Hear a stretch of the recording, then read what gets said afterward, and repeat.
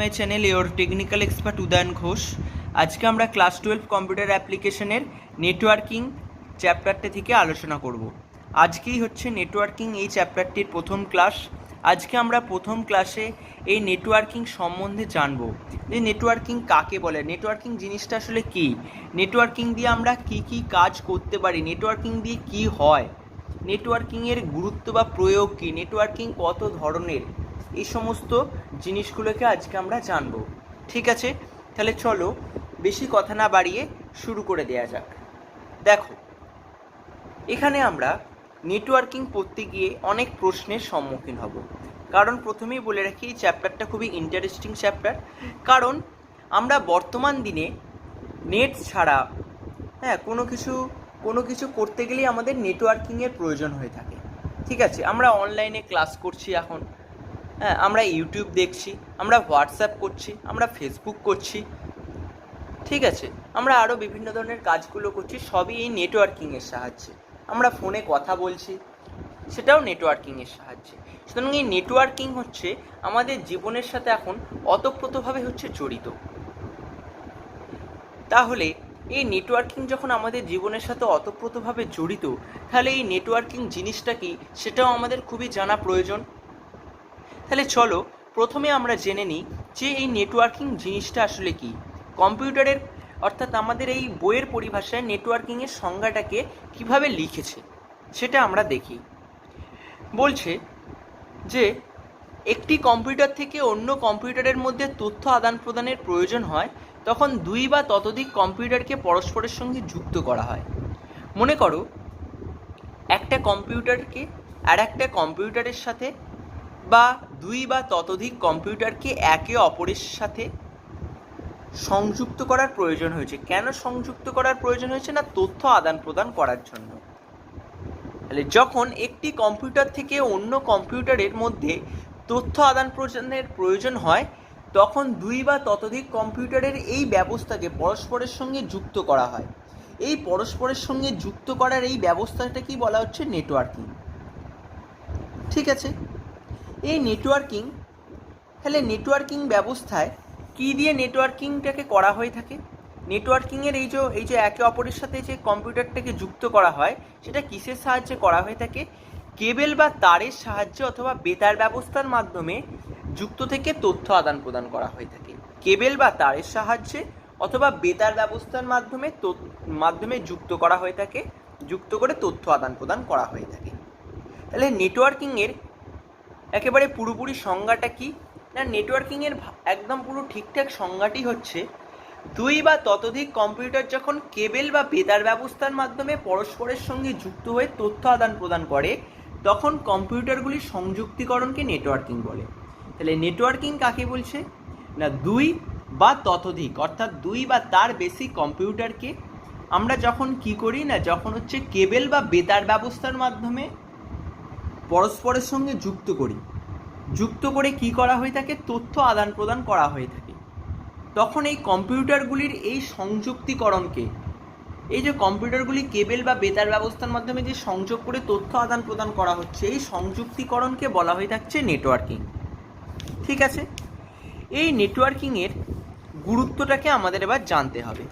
এবার আমরা জানবো এই নেটওয়ার্কিংয়ের গুরুত্ব, বা বলা যেতে পারে তোমাদের যদি কোশ্চেনে আসে যে নেটওয়ার্কিংয়ের সুবিধা লেখো, এই নেটওয়ার্কিং ব্যবস্থার সুবিধা লেখো যদি কোশ্চেনে আসে তাহলে এই অ্যান্সারটাই লিখবে। আর নেটওয়ার্কিংয়ের গুরুত্ব যদি আসে এই কোশ্চেনের অ্যান্সারটাই লিখবে। আমি একটা ফার্স্ট ইন্ট্রোডাকশনের ক্লাসেই বলে দিয়েছিলাম যে প্রত্যেকটা চ্যাপ্টার আগে ভালোভাবে বুঝিয়ে দেবো, তারপর সেই চ্যাপ্টার থেকে যত ধরনের কোশ্চেন্স এবং তার অ্যান্সার হয় সেই কোশ্চেন্স এবং তার অ্যান্সার লিখেও সমস্ত একেবারে একটা নোট টাইপের, একটা জিস্ট টাইপের বানিয়ে দিয়ে তোমাদের সেটা হচ্ছে ভিডিও বানিয়ে সমস্ত কিছু বলে দেবো। ঠিক আছে, তাই তোমরা আগে ভালোভাবে প্রত্যেকটা জিনিসকে বুঝে নাও, তারপর আমি কোশ্চেন অ্যান্সার আলোচনা করে দেব। ঠিক আছে, তাহলে নেটওয়ার্কিং এর গুরুত্ব বা সুবিধা কি কি বলা হচ্ছে? না, নেটওয়ার্কিংয়ের সাহায্যে আমরা সম্পদের মিলিত ব্যবহার করতে পারি, তথ্যের সুরক্ষা করতে পারি, তথ্যকে সংরক্ষণ করতে পারি, তথ্যের আদান প্রদান করতে পারি, আর কি করতে পারি? বার্তা বা মেসেজ আদান প্রদান করতে পারি। তাহলে এই 5টা পয়েন্ট আমাদের একটুখানি মনে রাখতে হবে। দেখো, এই 5টা পয়েন্ট এখানে বইতে অনেক কিছু লেখা রয়েছে, এই অনুযায়ী আমরা মুখস্থ করব না, আমরা প্রত্যেকটা জিনিসকে হচ্ছে বুঝে নেব যে কি আসলে ব্যাপারগুলো বলতে চাইছে। সম্পদের মিলিত ব্যবহার। সম্পদের মিলিত ব্যবহার বলতে এখানে বলতে চাইছে, মনে করো একটা কম্পিউটারের একটা সেন্টার রয়েছে, বা একটা কম্পিউটারে মনে করো কারো একটা বাড়িতে একটা কম্পিউটার রয়েছে, ঠিক আছে। সে কি করছে, একটা কম্পিউটার রয়েছে, তার সাথে একটা প্রিন্টার রয়েছে, ঠিক আছে, তার সাথে আরও বিভিন্ন ধরনের ক্যামেরা রয়েছে, স্ক্যানার রয়েছে, বিভিন্ন ধরনের ইনপুট এবং আউটপুট ডিভাইস রয়েছে। এবং একটা কম্পিউটারের জন্য সে সবসময় একটা প্রিন্টারই বা যে কোনো ইনপুট আউটপুট ডিভাইস একটা ব্যবহার করে সমস্ত কিছু কাজকে সে করতে পারবে। একটা স্ক্যানার ব্যবহার করেই সে সমস্ত কিছু কাজকে করতে পারবে। এবার মনে করো একটা কম্পিউটার থেকে আমরা তো খুব সহজেই সেটাকে শেয়ারিং করে শেয়ারিং করে আমরা প্রিন্ট আউট বা স্ক্যানারটিকে শেয়ার করে আমরা স্ক্যান করে নিতে পারছি। এবার মনে করো কারো বাড়িতে 10টা কি 5টা কম্পিউটার রয়েছে, সে কি তাহলে এই 10টা কি 5টা কম্পিউটারের জন্য কি আলাদা আলাদা করে স্ক্যানার বা তার প্রিন্টার বা বিভিন্ন ধরনের ইনপুট আউটপুট ডিভাইস কিনবে না। সে কি করবে, সে এই প্রিন্টার বা স্ক্যানার এই হচ্ছে এই ডিভাইসগুলোকে নেটওয়ার্কিংয়ের সাহায্যে শেয়ার করে দেবে, শেয়ার করে দিয়ে সে তার কাজটাকে মেটাবে। তাহলে 10টা কম্পিউটারের জন্য তাকে 10টা প্রিন্টার বা স্ক্যানার বা বিভিন্ন ধরনের ডিভাইস কিনতে হচ্ছে না, সে একটা প্রিন্টার বা স্ক্যানারই কিনছে, কিনে কি করছে, ওই 10টা কম্পিউটারের সাথে নেটওয়ার্কিংয়ের সাথে সংযুক্ত করে রেখেছে, করে সেটাকে শেয়ারিং ব্যবস্থার মাধ্যমে শেয়ার করে সে তাদের প্রিন্টের করার প্রয়োজন হলে প্রিন্ট করছে, স্ক্যান করার প্রয়োজন হলে স্ক্যান করছে। এটা কি বলছে, সম্পদের মিলিত ব্যবহার। তাহলে নেটওয়ার্কিংয়ের সাহায্যে আমরা সম্পদের মিলিত ব্যবহার করতে পারি। তথ্যের সুরক্ষা কি না, নেটওয়ার্কিংকে কাজে লাগিয়ে আমরা কি করতে পারি, তথ্যকে সুরক্ষা প্রদান দিতে পারি। অর্থাৎ কোনো তথ্যকে কেউ যদি, অনেকেই তো আছে মনে করো আমার যে নিজস্ব তথ্য বা তোমাদের যে নিজস্ব যে ডেটা বা তথ্য, তোমরা সেটাকে সংরক্ষণ করবে কি করে, তোমরা একটা পাসওয়ার্ড ব্যবস্থার মাধ্যমে একটা স্বতন্ত্র নেম বা একটা পাসওয়ার্ড দিয়ে তোমরা যদি সেই ডেটাটিকে যদি সংরক্ষণ করে রাখো নেটওয়ার্কিং ব্যবস্থার মাধ্যমে, তাহলে কেউ আমাদের নিজস্ব সেই ডেটাগুলোকে কেউ পড়ে নিতে পারবে না বা কেউ জেনে নিতে পারবে না, সেই পাসওয়ার্ডটা বা সেই স্বতন্ত্র নামটা যদি কারো জানা না থাকে। তাহলে আমরা এই নেটওয়ার্কিং ব্যবস্থার মাধ্যমে পাসওয়ার্ডকে ইউজ করে বা স্বতন্ত্র নামকে ব্যবহার করে আমরা আমাদের তথ্যকে তথ্যকে সুরক্ষা প্রদান করতে পারছি।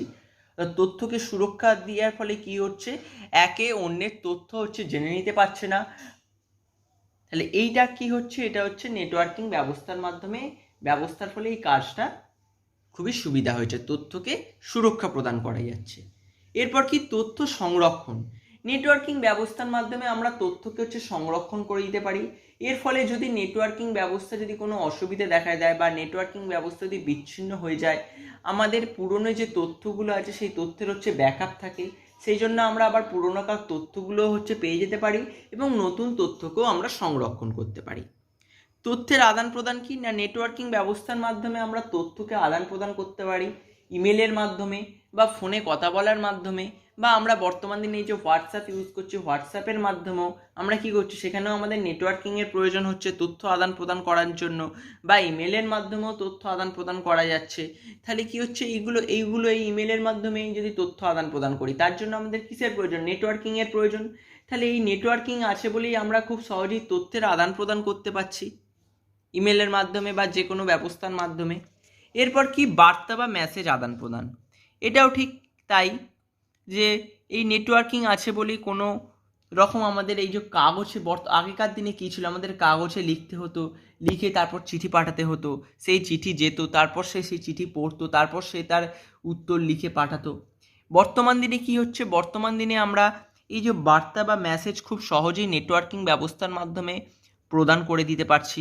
খুব গুরুত্বপূর্ণ যে মেসেজ বা খুব গুরুত্বপূর্ণ বার্তা, যেগুলো আমরা কি করছি না, খুব অল্প সময়ের মধ্যেই একে অন্যের কাছে পাঠিয়ে দিতে পারছি, এবং এই যে তথ্যের যে বার্তাটা এটা অনেকখানি হচ্ছে সুরক্ষিত থাকছে। শুধুমাত্র যে পাঠাচ্ছে সে জানতে পারছে, আর যে সেই বার্তা বা মেসেজটা পড়বে সে জানতে পারছে, মাঝখানে কেউ জানতে পারবে না। জানতে পারতেই পারে, সেটা আরও অন্যান্য পদ্ধতি রয়েছে, কিন্তু তবুও অনেকখানি সেটা সুরক্ষা প্রদান করছে এই নেটওয়ার্কিং ব্যবস্থার মাধ্যমে বার্তা বা মেসেজ আদান প্রদানের ফলে। এই হলো নেটওয়ার্কিং ব্যবস্থার সুবিধা বা গুরুত্ব। এবার বলা হচ্ছে নেটওয়ার্কিংয়ের গুরুত্ব কী। না, নেটওয়ার্কিংয়ের গুরুত্ব হচ্ছে নেটওয়ার্কিংয়ের সাহায্যে আমরা ইমেল করতে পারি, অর্থাৎ চিঠিপত্র বা বিভিন্ন ইমেলে বিভিন্ন ডকুমেন্টকে আমরা পাঠাতে পারি। ফাইল শেয়ারিং করতে পারি, ইমেলের মাধ্যমে আমরা বিভিন্ন কম্পিউটারে ফাইল, ডকুমেন্ট ইত্যাদি ছবিকে পাঠাতে পারি। কোর ব্যাংকিং সার্ভিস, অর্থাৎ বর্তমানে ব্যাংক পরিষেবায় সিবিএস রয়েছে, অর্থাৎ সিবিএস মানে কোর ব্যাংকিং সার্ভিস চালু হয়েছে। এটি নেটওয়ার্কিং একটি গুরুত্বপূর্ণ কাজ। এই ব্যাপারটা কি, এই সিবিএস ব্যাপারটা কি? মনে করো আমাদের বাড়ির কাছে একটা ব্যাংক রয়েছে, সেটা যে কোনো ব্যাংকই হতে পারে। এরপর তুমি কি করলে, তোমার কাজের সূত্রে তোমাকে অন্য জায়গায় চলে যেতে হলো, ঠিক আছে? সেখানেও তোমার ওই ব্যাংকেরই, তুমি তোমার যে ব্যাংকের সমস্ত কিছু রয়েছে সেই ব্যাংকেরই ব্রাঞ্চ রয়েছে, তুমি যে জায়গায় চলে গেছো। এর ফলে কি হবে, ওই ব্যাংকের ব্রাঞ্চে গিয়েও তোমরা তোমাদের ব্যাংকের ডিটেলস, ব্যাংকের ডিটেলস, ব্যাংক থেকে টাকা পয়সা লেনদেন সমস্ত কিছুই তোমরা করতে পারবে। এই ব্যবস্থাটা কি বলা হচ্ছে সিবিএস, কোর ব্যাংকিং সার্ভিস। এবং এই ব্যবস্থাটা হয়েছে শুধুমাত্র এই নেটওয়ার্কিং আছে বলেই, নেটওয়ার্কিংয়ের প্রয়োগের ফলেই। এরপর ডেটা কালেকশন। নেটওয়ার্কিংয়ের মাধ্যমে আমরা সফলভাবে কি করতে পারি, ডেটা কানেকশান করতে পারি, ঠিক আছে? সারা বিশ্বের বিভিন্ন তথ্যকে আমরা সংগ্রহ করতে পারি। ই কমার্সের মাধ্যমে আমরা কি করি না, নেটওয়ার্কিং ব্যবস্থাকে কাজে লাগিয়ে বিভিন্ন সংস্থা যেমন ওয়েব পেজ ডিজাইনের মাধ্যমে সারা বিশ্বে তাদের উৎপাদিত পণ্যের বিজ্ঞাপন করতে পারে। অর্থাৎ ওয়েব পেজ ডিজাইন করে তারা তাদের এই তাদের পণ্যের বিভিন্ন ধরনের বিজ্ঞাপন করতে পারছে। যেমন আমরা বলতে পারি যে বর্তমান দিনে অ্যামাজন, ফ্লিপকার্ট এইগুলো এক একটা ই কমার্স সাইট বলা যেতে পারে। এগুলো কি করছে, তাদের ওয়েব পেজ ডিজাইন করছে। ওয়েব পেজ ডিজাইন করে তারা তাদের বিভিন্ন ধরনের পণ্যকে বা প্রোডাক্টকে বিভিন্ন জায়গায় তারা শেয়ার করে কি করছে, তাদের পণ্যের বিজ্ঞাপন করে সেই পণ্যটা বিক্রি করার চেষ্টা করছে। সোশ্যাল নেটওয়ার্কিং, যেটা আমরা সবাই জানি যে সোশ্যাল নেটওয়ার্কিং, যে বর্তমানে চ্যাটিং, যে এই সমস্ত যে কাজগুলো আমরা করে থাকি সেগুলো এই নেটওয়ার্কিং ব্যবস্থার মাধ্যমেই সফল হয়েছে। অনলাইন শপিং, বর্তমানে আমরা বিভিন্ন ধরনের বাড়িতে বসেই অনলাইন শপিং করে ফেলতে পারছি।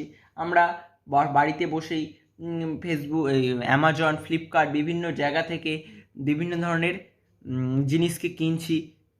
এর ফলে কি আমাদের কোথাও গিয়ে সেই জিনিসটাকে কিনতে হচ্ছে না, আমরা বাড়িতে বসেই অনলাইন শপিং করে ফেলতে পারছি। এই নেটওয়ার্কিংয়ের প্রয়োগ। তাহলে নেটওয়ার্কিংয়ের প্রয়োগের ফলে কি হচ্ছে, আমরা ইমেল করতে পারছি, ফাইল শেয়ারিং করতে পারছি, কোর ব্যাংকিং সার্ভিসকে কাজে লাগাতে পারছি, ডেটা কালেকশন করতে পারছি, ই কমার্স করতে পারছি, সোশ্যাল নেটওয়ার্কিং করতে পারছি, অনলাইন শপিং করতে পারছি। এই হলো নেটওয়ার্কিংয়ের প্রয়োগ। এবার আমরা চলে আসি যে এই অ্যানালগ ও ডিজিটাল কমিউনিকেশন, অর্থাৎ এইটা যে নেটওয়ার্কিংয়েরই দুটো ভাগ বলা যেতে পারে, একটা অ্যানালগ আর ডিজিটাল কমিউনিকেশান। অ্যানালগ ও ডিজিটাল কমিউনিকেশান কি না, ডেটা কমিউনিকেশান সিস্টেমের মৌলিক উদ্দেশ্য হলো দুই প্রান্তে অবস্থিত দুটি ডিভাইস বা যন্ত্রের মধ্যে তথ্য আদান প্রদান করা। এটা কিন্তু এখান থেকে 1 নম্বরের একটা কোশ্চেন আসতে পারে যে অ্যানালগ ও ডিজিটাল কমিউনিকেশানের আগে এখানে তোমাদের আসতে পারে যে ডেটা কমিউনিকেশান সিস্টেমের মৌলিক উদ্দেশ্য কী না, ডেটা কমিউনিকেশান সিস্টেমের মৌলিক উদ্দেশ্য হলো দুই প্রান্তে অবস্থিত দুটি ডিভাইস বা যন্ত্রের মধ্যে তথ্য আদান প্রদান করা। এই সিস্টেমের অংশগুলি হলো ডেটার উৎস, প্রেরক, ট্রান্সমিশন মাধ্যম এবং গন্তব্য। তাহলে কি ডেটার উৎস, প্রেরক, ট্রান্সমিশন মাধ্যম, গ্রাহক এবং গন্তব্য। ডেটা বিভিন্ন ধরনের, যেমন অডিও, ভিডিও, টেক্সট, গ্রাফিক্স ইত্যাদি। কম্পিউটার নেটওয়ার্কে ডেটা বৈদ্যুতিন সংকেত বা ইলেকট্রিক সিগন্যাল রূপে প্রেরিত হয়। কম্পিউটার নেটওয়ার্কে ডেটা কী হয় প্রেরিত হয়, বৈদ্যুতিন সংকেত বা ইলেকট্রিক্যাল সিগন্যাল রূপে প্রেরিত হয়। সময়ের সাথে ভোল্টেজের ওঠানামা বা পরিবর্তনকে বৈদ্যুতিক সংকেত বা ইলেকট্রিক্যাল সিগন্যাল বলে। ইলেকট্রিক্যাল সিগন্যালকে দুই ভাগে ভাগ করা যায়, অ্যানালগ সিগন্যাল আর ডিজিটাল সিগন্যাল। তাহলে ইলেকট্রিক্যাল সিগন্যালকে কয় ভাগে ভাগ করা যায়, ইলেকট্রিক্যাল সিগন্যালকে দুই ভাগে ভাগ করা যায়, একটা হচ্ছে অ্যানালগ সিগন্যাল আর একটা হচ্ছে ডিজিটাল সিগন্যাল। তাহলে এখান থেকে কত কী ধরনের কোশ্চেন আসতে পারে, যে ডেটা কমিউনিকেশনের মৌলিক উদ্দেশ্য কী না, ডেটা কমিউনিকেশনের মৌলিক উদ্দেশ্য হলো দুই প্রান্তে অবস্থিত দুটি ডিভাইস বা যন্ত্রের মধ্যে তথ্য আদান প্রদান করা। এই সিস্টেমের অংশগুলির নাম হলো ডেটার উৎস, প্রেরক, ট্রান্সমিশন মাধ্যম, গ্রাহক, গন্তব্য। ডেটা বিভিন্ন ধরনের, যেমন অডিও, ভিডিও, টেক্সট, গ্রাফিক্স ইত্যাদি। কম্পিউটার নেটওয়ার্কে ডেটা বৈদ্যুতিক সংকেত বা ইলেকট্রিক্যাল সিগন্যাল রূপে প্রেরিত হয়। তাহলে কম্পিউটার নেটওয়ার্ক কী রূপে প্রেরিত হয়, বৈদ্যুতিক সংকেত এবং ইলেকট্রিক্যাল সিগন্যাল রূপে প্রেরিত হয়। সময়ের সাথে ভোল্টেজের ওঠানামা বা পরিবর্তনকে বৈদ্যুতিক সংকেত বা ইলেকট্রিক্যাল সিগন্যাল বলে। ইলেকট্রিক্যাল সিগন্যালকে দুই ভাগে ভাগ করা যায়, একটা হচ্ছে অ্যানালগ সিগন্যাল আর একটা হচ্ছে ডিজিটাল সিগন্যাল। এবার এই অ্যানালগ সিগন্যাল জিনিসটা কি, এর সুবিধা অসুবিধা, আর ডিজিটাল সিগন্যাল জিনিসটা কি, এদের সুবিধা অসুবিধা আমাদের জানতে হবে। আর অ্যানালগ সিগন্যাল আর ডিজিটাল সিগন্যালের মধ্যে পার্থক্য কি আমাদের জানতে হবে। না, অ্যানালগ সিগন্যাল হচ্ছে আমরা দৈনন্দিন জীবনে এই অ্যানালগ সিগন্যালকে আমরা খুবই ব্যবহার করে থাকি। না, এই অ্যানালগ সিগন্যালের মাধ্যমে আমরা কি করতে পারি না, আমরা মূলত ভয়েস কমিউনিকেশন করতে পারি, অর্থাৎ টেলিফোনে আমরা কথা বলতে পারি। তাহলে অ্যানালগ সিগন্যালকে আমরা দৈনন্দিন জীবনে খুবই ব্যবহার করে থাকি। এটি মূলত ভয়েস কমিউনিকেশন, অর্থাৎ আমরা এই যে টেলিফোনে যে কথা বলছি সেটা আমরা অ্যানালগ সিগন্যালের মাধ্যমে বলে থাকি। ঠিক আছে, এই অ্যানালগ সিগন্যালটা কি, অ্যানালগ সিগন্যালটা হচ্ছে একটা তড়িৎচুম্বকীয় তরঙ্গ বা ইলেকট্রোম্যাগনেটিক ওয়েভের সমন্বয়ে গঠিত হয়। একটা তড়িৎচুম্বকীয় তরঙ্গ বা ইলেকট্রোম্যাগনেটিক ওয়েভের সমন্বয়ে গঠিত হয়। এই তড়িৎচুম্বকীয় তরঙ্গ বা এই অ্যানালগ সিগন্যালের বৈশিষ্ট্যগুলো আমাদের একটু করে নিতে হবে। না, এই বৈশিষ্ট্যগুলি হচ্ছে এর অ্যাম্প্লিটিউড, ফ্রিকোয়েন্সি বা কম্পাঙ্ক, আর ফেজ। অ্যাম্প্লিটিউড কি না, অ্যাম্প্লিটিউড কোনো সিগন্যালের ক্ষমতা বা তরঙ্গ বিস্তার পরিমাপ করে। তরঙ্গের উচ্চতা যত বেশি হবে সংকেতের শক্তিও তত বেশি হবে। ফ্রিকোয়েন্সি বা কম্পাঙ্ক প্রতি সেকেন্ডে কোনো সিগন্যাল বা সংকেত যতগুলি তরঙ্গ তৈরি করে সেটি হলো কম্পাঙ্ক বা ফ্রিকোয়েন্সি। আর ফেজ ওয়েভ ফেজ ব্যবহার করতে হলে একাধিক নমুনা প্রয়োজন, কারণ দুটো ওয়েভের একটিকে বলা হয়ে থাকে রেফারেন্স ওয়েভ, অন্যটি হলো পরীক্ষাধীন ওয়েভ। তাহলে ওয়েভ কত ধরনের, ওয়েভ দুই ধরনের, রেফারেন্স ওয়েভ আর একটা পরীক্ষাধীন ওয়েভ। ওয়েভ উৎপন্ন হওয়ার পর রেফারেন্স ওয়েভের সাপেক্ষে পরীক্ষাধীন ওয়েভ সিগন্যালের আপেক্ষিক অবস্থান ফেজ। তাহলে ওয়েভ উৎপন্ন হওয়ার পর রেফারেন্স ওয়েভের সাপেক্ষে পরীক্ষাধীন ওয়েভ সিগন্যালের আপেক্ষিক অবস্থানটাই ফেজ। ঠিক আছে, তাহলে এই হলো তড়িৎচুম্বকীয় তরঙ্গের তিনটি বৈশিষ্ট্য, তড়িৎচুম্বকীয় তরঙ্গ বা অ্যানালগ সিগন্যালের তিনটি বৈশিষ্ট্য। এটা কিন্তু পরীক্ষায় প্রায়শই আসে। এই তিনটি বৈশিষ্ট্যের এই পয়েন্টগুলো অন্তত তোমরা তৈরি করে নেবে, যে বৈশিষ্ট্যের পয়েন্টগুলি অ্যাম্প্লিটিউড, ফ্রিকোয়েন্সি আর ফেজ। ঠিক আছে, এর সুবিধা কি না, ভিডিও ও অডিও ডেটা প্রেরণের জন্য অ্যানালগ সিগন্যাল খুবই উপযোগী। আর পৃথিবীর যে কোনো প্রান্ত থেকে অ্যানালগ সিস্টেমকে পাওয়া যায়। আর অসুবিধা, বাইরে বা অন্যান্য সিগন্যালের শব্দ এই সিগন্যালকে বিশেষভাবে প্রভাবিত করে, এই অ্যানালগ সিগন্যালকে। আর ডিজিটাল সিগন্যাল কি না, ডিজিটাল সিগন্যাল আমাদের কম্পিউটারে ব্যবহার করা হয়ে থাকে। ঠিক আছে, কম্পিউটারের সাথে যদি আমরা কমিউনিকেশন করতে হয় বা যোগাযোগ করার প্রয়োজন হলে এই ডিজিটাল সংকেত বা ডিজিটাল সিগন্যাল ব্যবহার করা হয়ে থাকে। দেখো এখানে সংজ্ঞাটাতে সেটাই বলেছে, এক কম্পিউটারের সঙ্গে অন্য কম্পিউটারের যোগাযোগের জন্য ব্যবহার করা হয় ডিজিটাল সংকেত বা সিগন্যাল। ডিজিটাল সিগন্যালকে শুধুমাত্র, তাহলে যেহেতু কম্পিউটার ব্যবস্থায় সিগন্যালকে ব্যবহার করা হয়ে থাকে, সেহেতু এই ডিজিটাল সিগন্যালের বাইনারি দুটি অঙ্ক সমন্বয়ে গঠিত হবে। সেটা কি 1 আর 0। এই 1 আর 0 সমন্বয়ে গঠিত ডিজিটাল সিগন্যাল।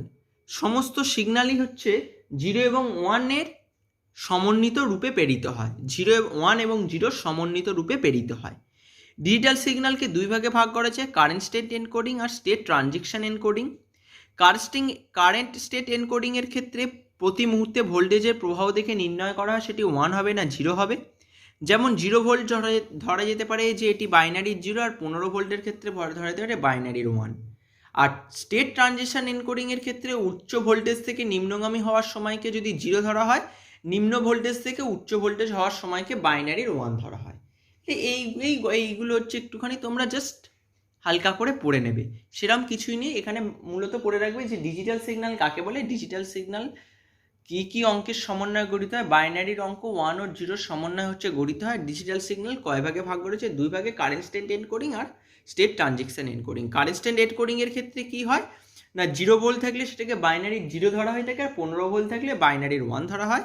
আর স্টেট ট্রানজেকশন এনকোডিং এর ক্ষেত্রে উচ্চ ভোল্টেজ থেকে নিম্নগামী যখন হওয়ার সময়কে 0 ধরা হয়, যেহেতু নিম্নগামী হচ্ছে, আর নিম্নগামী থেকে যখন উচ্চ ভোল্টেজে যায় তখন হচ্ছে বাইনারির 1 ধরা হয়। বাস, ঠিক আছে। এবার এই অ্যানালগ ও ডিজিটাল সিগন্যালের পারস্পরিক পরিবর্তন, এখানে যে জিনিসগুলোকে বলেছে সেটা জানার আগে আমরা এই অ্যানালগ আর ডিজিটাল সিগন্যালের পার্থক্যটা একটু দেখে নেব। না, অ্যানালগ ও ডিজিটাল সিগন্যালের পার্থক্য হচ্ছে analog signal audio video data প্রেরণের জন্য এই সংকেত উপযোগী, আর ডিজিটাল সিগন্যাল বলছে এটি টেক্সট ডেটা প্রেরণের ক্ষেত্রে বেশি উপযোগী। অ্যানালগ সিগন্যাল শব্দের দ্বারা প্রবাহিত হয় না, এইটা ভুল লেখা আছে। অ্যানালগ সিগন্যাল শব্দের দ্বারা প্রভাবিত হয়, কারণ আমরা এখানে অসুবিধাতে পড়েছি। অ্যানালগ সিগন্যালের ক্ষেত্রে বাইরে বা অন্যান্য সিগন্যাল এই শব্দকে বিশেষভাবে প্রভাবিত করে, সুতরাং অ্যানালগ সিগন্যাল সাধারণত শব্দের দ্বারা প্রভাবিত হয়, আর ডিজিটাল সিগন্যাল শব্দের দ্বারা প্রভাবিত হয় না হবে। ঠিক আছে, ডিজিটাল সিগন্যাল শব্দের দ্বারা প্রভাবিত হয় না। অ্যানালগ সিগন্যাল সাধারণত ইলেকট্রোম্যাগনেটিক ওয়েভের সমন্বয়ে গঠিত, আর ডিজিটাল সিগন্যাল 1 ও 0 এর সমন্বয়ে গঠিত। অ্যানালগ সিগন্যাল প্রেরণের মাঝে বৈদ্যুতিন বাধাপ্রাপ্ত হয়ে বিকৃত হতে পারে, তবে ডেটা নষ্ট সাধারণত হয় না, আর ডিজিটাল সিগন্যাল ডেটা নষ্ট হওয়ার সম্ভাবনা যথেষ্ট বেশি। অ্যানালগ সিগন্যাল সহজলভ্য নয় এবং যথেষ্ট দামি, আর ডিজিটাল সিস্টেম সহজলভ্য এবং দামও যথেষ্ট কম। এই হলো অ্যানালগ সিগন্যাল আর ডিজিটাল সিগন্যালের পার্থক্য। এবার অ্যানালগ সিগন্যাল ও ডিজিটাল সিগন্যালের এই যে পারস্পরিক যে পরিবর্তন, এইটাকে একটু দেখে নিই এখানে কি বলেছে। দেখে জাস্ট এই ছোটো কোশ্চেনটা একটুখানি রেডি করে নেবে যে মডিউলেশন বা এনকোডিং কাকে বলে। না, ডিজিটাল সিগন্যাল যখন ডেটা ট্রান্সমিট করার কাজে ব্যবহৃত হয় তখন তাকে মডিউলেশন বা এনকোডিং বলা হয়ে থাকে। উদাহরণস্বরূপ এখানে বলা যায় একটি মোডেম সিগন্যালকে ডিজিটাল অবস্থা থেকে অ্যানালগ অবস্থায় মডিউলেশন বা রূপান্তরিত করে। তাহলে কি না, একটি মোডেম কোনো সিগন্যালকে ডিজিটাল অবস্থা থেকে ডিজিটাল সিগন্যাল থেকে অ্যানালগ সিগন্যালে মডিউলেশন বা রূপান্তরিত করে। আর ডিমডিউলেশনের মাধ্যমে, তাহলে ফার্স্টে মডিউলেশন হলো, এবার হচ্ছে ডিমডিউলেশনের মাধ্যমে পুনরায় আবার অ্যানালগ থেকে ডিজিটাল অবস্থায় ফিরিয়ে আনে। অধিকাংশ 1ই এই অ্যানালগ সিগন্যাল ব্যবহৃত হয়, তাহলে 1-এর ক্ষেত্রে এই অ্যানালগ সিগন্যাল হচ্ছে ব্যবহৃত হয়। টেলিফোন লাইন ও মোডেমের সাহায্যে 1 সিস্টেমে ডিজিটাল সিগন্যাল থেকে অ্যানালগ এবং অ্যানালগ থেকে ডিজিটালে পরিবর্তন করা যায়। তাহলে এখানে এই ছোট ছোট প্রশ্নগুলোকে একটুখানি দেখে নেবে যে এনকোডিং কাকে বলে, এনকোডিংয়ের একটা উদাহরণ, কিসের সাহায্যে হচ্ছে অ্যানালগ থেকে ডিজিটাল থেকে অ্যানালগ অবস্থায় ফিরিয়ে আনা যায়, আবার কি প্রক্রিয়ার মাধ্যমে অ্যানালগ থেকে ডিজিটালে পরিবর্তন করা যায়।